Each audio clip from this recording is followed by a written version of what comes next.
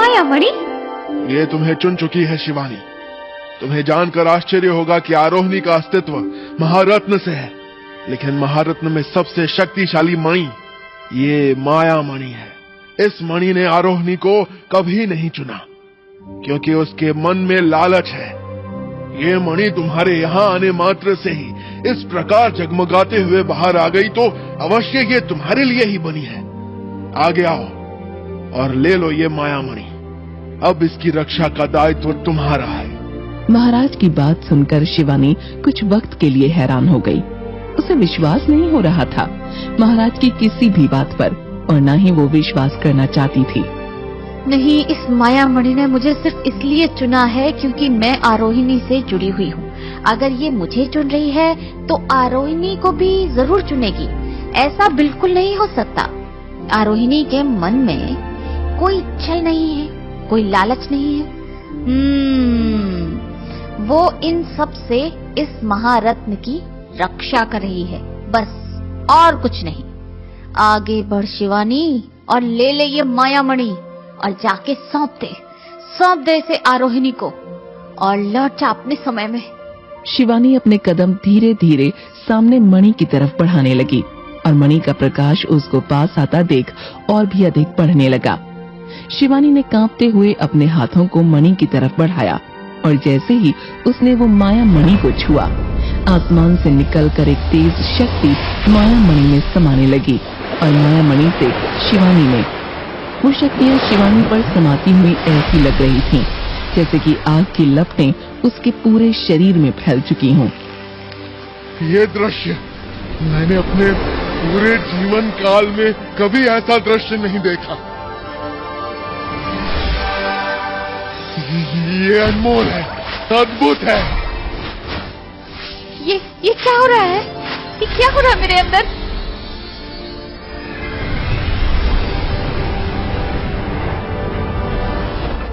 ये माया मणि तुम्हें अपना उत्तराधिकारी चुन चुकी है और स्वयं आगे चलकर अपनी शक्तियां तुम्हें सौंप रही है।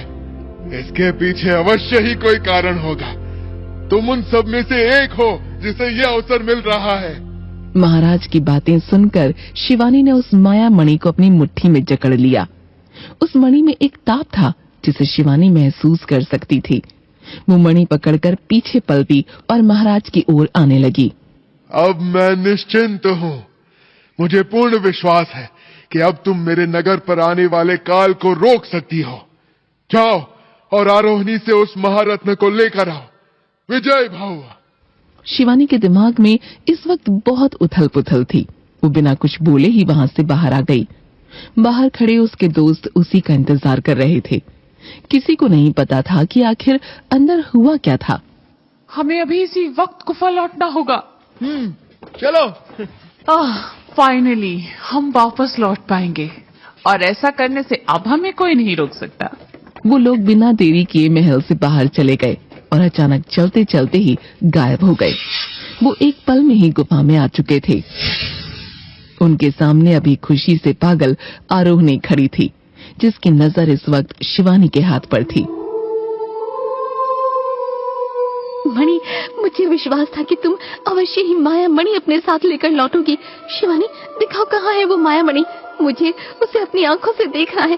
दिखाओ मुझे, किस विचार में हो तुम? मैं और प्रतीक्षा नहीं कर सकती, दिखाओ मुझे।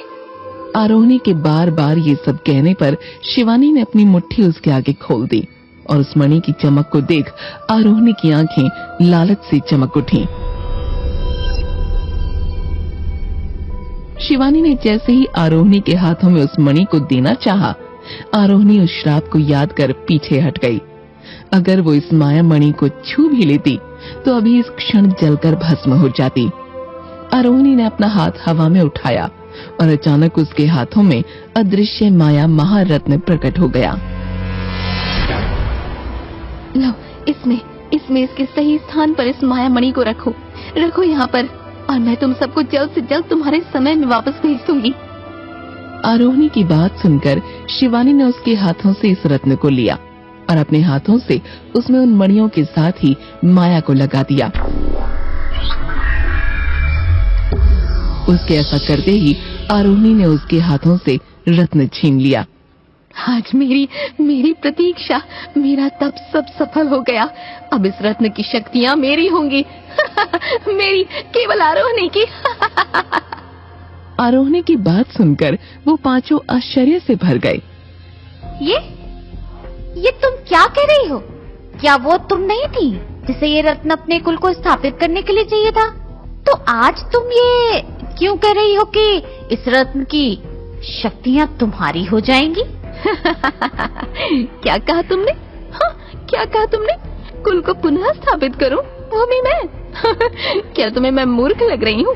कुल को स्थापित करने का अर्थ है अपनी शक्तियाँ बांटना, इस रत्न की शक्तियाँ बांटना।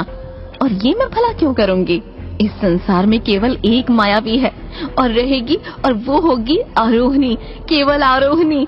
और इस रत्न की शक्तियों के बाद ये मायावी महामायावी बन जाएगी और तीनों लोकों में ईश्वर जितनी शक्तिशाली। धोखा दिया है तुमने हमें। तुम ऐसा कैसे कर सकती हो?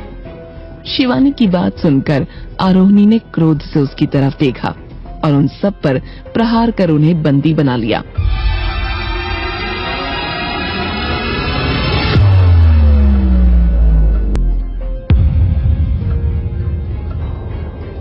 मैंने छल किया तो तुम्हें क्या लगा मैं तुम्हें तुम्हारे समय में वापस भेजूंगी? कदापि नहीं। तुम मेरे लिए एक नया अवसर लेकर आई हो शिवानी। मेरा भविष्य, मेरी आत्मा का दूसरा हिस्सा हो तुम। जब मैं इन शक्तियों को प्राप्त कर लूंगी तब मैं तुम्हारी आत्मा को अपनी आत्मा में मिला लूंगी और होगा एक महासंगम। हमारी आत्मा के संगम से हम दोनों मेरे रूप में तीनों लोकों में राज करेंगे। तुम ये नहीं कर सकती। बस बहुत विलाप कर चुकी हो तुम। अब मेरी शक्तियाँ उन्हें ग्रहण करने की प्रतीक्षा कर रही हैं। मेरी शक्तियाँ मुझे मिलने के पश्चात मैं तुम सबको इस जीवन से अवश्य मुक्त करूंगी। ये कहकर आरोहनी ने झटके से अपना एक हाथ हवा में उठाया और अदृश्य माया महारत्न को सामने रख उससे शक्तियां ग्रहण करने लगी।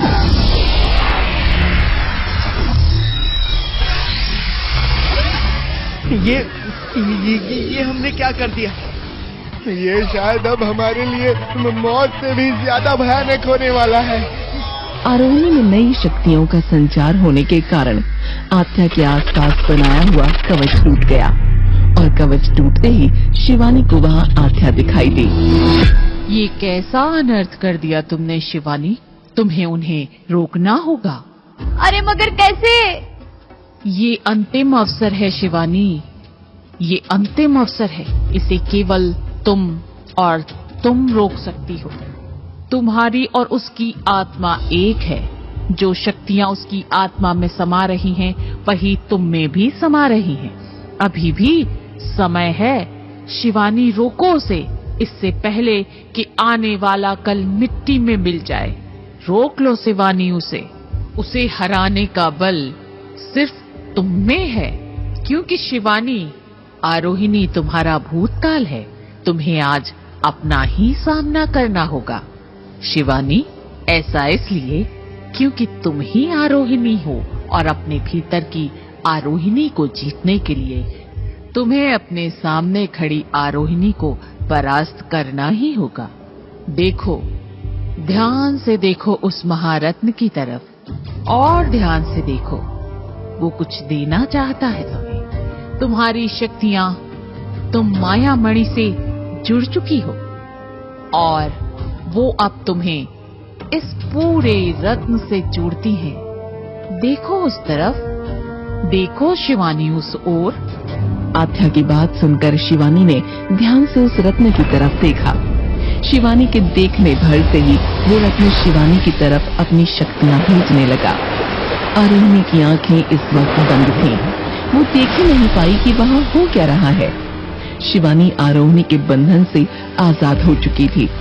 उसने अपनी शक्तियों से अपने दोस्तों को आजाद किया और राज को आरोहिणी की तरफ जाने का इशारा किया।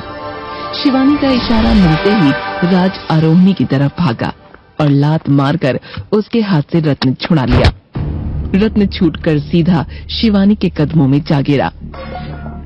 आरोहिणी को कुछ वक्त ये समझने में लग गया कि आखिर ये उसके साथ अभी अभी हुआ क्या, और जब उसे एहसास हुआ तो वो क्रोध से भर उठी। तुम्हारा ये दुस्साहस, मैं तुम सबके प्राण ले लूंगी। शिवानी ने आरोही को उस रत्न की तरफ देखने पर मजबूर करते हुए कहा। प्राण लोगी? मगर कैसे लोगी? तुम्हारी शक्तियाँ तो अभी मेरे पास हैं। आज तुम्हें पता लगेगा आरोहिणी, असल में छल क्या होता है। इसका दंड तुम्हें अवश्य मिलेगा शिवानी। ये कहकर आरोही ने शिवानी पर प्रहार करना शुरू कर दिया।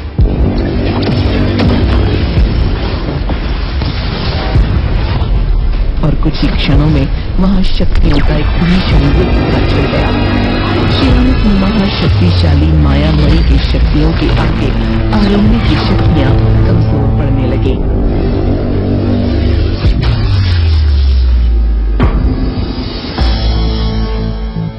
तुमने मुझसे छल किया शिवानी। तुमने माया मणि से उसकी शक्तियाँ ले ली।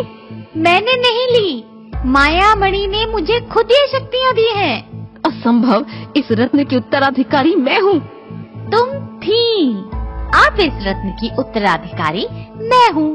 हम दोनों में से इसने मुझे चुना है। ये कहकर शिवानी ने आरोही पर एक प्रचंड प्रहार किया, जिससे आरोही एक तरफ जा गिरी।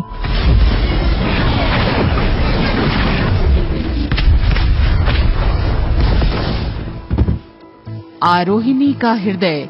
शिवानी, तत्काल इसके हृदय पर वार करो और इसका अंत कर दो।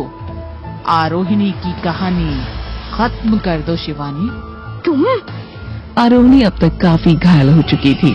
वो माया मणि की शक्तियों के आगे कमजोर पड़ रही थी। और अचानक शिवानी ने अपनी शक्तियों से एक नुकीला पत्थर उठाया और आरोही के हृदय के आर पार कर दिया।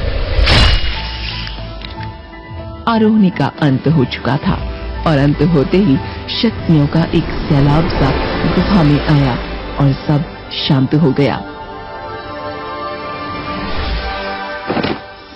शिवानी एक तरफ बेहोश होकर गिर गई। 2 मिनट बाद जब शिवानी को होश आया, वो इस समय महल में थी। मैं यहाँ?